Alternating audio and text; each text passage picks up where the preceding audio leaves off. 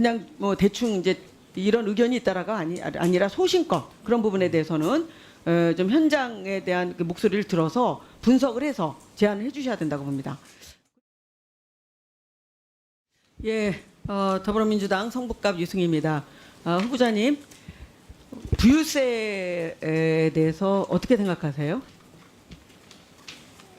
그 부분에 대해서 제가 깊게 생각하진 않았습니다. 근데 그 미국에서 최근에 엘리자베스 워렌이라고 하는 차기 대통령 후보가 있는 건 알고 계시죠? 그분이 이제 주장하는 것 중에 하나가 부유세 도입이에요. 그러니까 왜 부유세를 그렇게 주장을 하냐면 지난 30년간 미국의 그 하위에 있는 50%에 있는 국민들은 부가 굉장히 그 자산이 줄었고 나머지 또 1%에 해당하는 내지는 뭐 하여튼 그거보다 더 적은 부를 획득하고 있는 부자들의 경우에는 정말 천문학적인 그런 규모로 자산이 증가했기 때문에 당연히 이 가지고 있는 부자들의 자산에 대해서 그 부유세를 매겨야 된다 뭐 이런 주장을 하고 있는 것이고 또 셀프 부유세를 그 주장하고 있는 억만장자들이 있습니다. 그래서 이분들이 뭐 표면적으로 얘기는 하지 않지만 이 미국 억만장자들의 품격이라고 해서 기사도 나왔는데 우리에게 부과하라 부유세를 해서 사실은 실질적으로 이런 엘리자베스 워렌과 같은 이런 부유세를 주장하고 있는 이 민주당의 대통령 유력한 그 대통령 후보를 지지의 뜻을 말하자면 표명을 하고 있는 거죠. 그러니까 그럼에도 불구하고 우리나라의 경우에는 이 부유세 나에게 부유세를 매겨라 뭐 이런 주장은 안 해도 되는데 이 사익 평치형으로 엄청난 자산을 누리고 있는 그런 그 총수 일가들 소위 얘기하는 재벌들이 있습니다.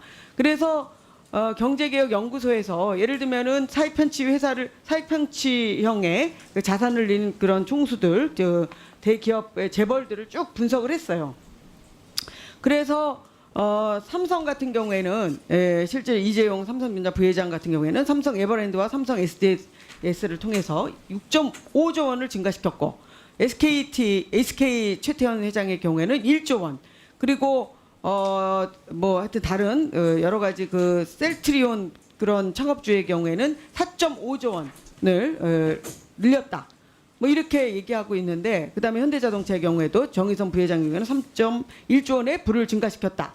이런 이제 경제개혁연구소의 사익 편취형 자산을 늘린 재벌 기업에 대한 그 분석이 나와 있는데 더 기가 막힌 거는 태광의 경우에는 자기 골프장에다가 김치 공장을 차려가지고 지금 95억 원을 벌어들였고 이 중에서 25억 원 정도, 25억 5천만 원을 총수 일가에게 배당으로 지급했다고 그래요. 이런 부분에 대해서 지금 공정거래위원회에서는 일단은 이 고발 조치를 취한 경우도 있는데 국세청장 후보로서 이런 부분에 대해서는 어떻게 판단하고 계세요? 그러니까 사익 편취로 규정하는 한다. 이거에 대해서 동의하십니까? 어떤 경우에 사익 편취로 보느냐? 지금 현재 현행법상은 어떻게 돼 있습니까? 저희가 이제 대기업 대제상가의 편법 상속 증여에 대해서 검증을 강화하고 있는데 그중에 대표적인 유형들이 이제 기업 자금을 불법 사용하거나 사적으로 이용한 경우 또 일감 몰아주기나 특수 관계자 간의 이제 부당 거래 이런 부분들에 대해서 경우에 과세를 한 그 사례가 있어요? 지금 이제 쭉 경제개혁연구소에서 사익 편취형의 그 재벌 기업의 자산을 증식한 경우인데 이런 경우에 이것이 사익 편취다라고 해서 그다음에 불공정 거래를 했다 해가지고 과세를 한 사례가 있어요? 저희가 이제 한번 얘기해 보세요. 일감 몰아주기 이제 저 규정에 의해서 증여세를 매년 이제 신고받고 이제 불성실 신고자들에 대해서는 검증을 강화하고 있습니다. 아울러서 이제 공정위에서 이제 일감 몰아주기 관련돼서 이제 그 과태료 부과한 사례에 대해서도 저희가 이제 정보 공유를 해서 그 자료를 분석해서 이제 과세 조치를 하고 있습니다. 그리고 그 부분에 대해서는 자료를 좀 제출해 주시기 바랍니다. 예, 그렇게 하겠습니다. 그리고 근로장려금 관련해서 우리 후보자께서 2006년도에 근로장려세제 법안을 만드는데 참여를 하고 있는 것으로 알고 있는데 맞습니까?